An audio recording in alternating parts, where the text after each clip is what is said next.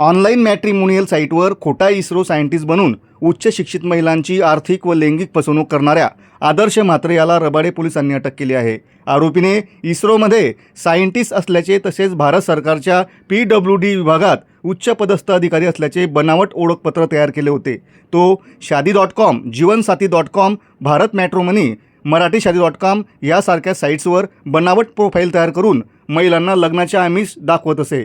विश्वास संपादन करून आरोपीने गुजरातमध्ये जमीन खरेदीच्या बहाण्याने महिलांकडून प्री अप्रूव्ह पर्सनल लोन घेण्यास भाग पाडले। या प्रकरणात आतापर्यंत 5 गुन्हे उघड झाले असून सुमारे 89,40,000 रुपये हस्तगत करण्यात पोलिसांना यश आले आहे।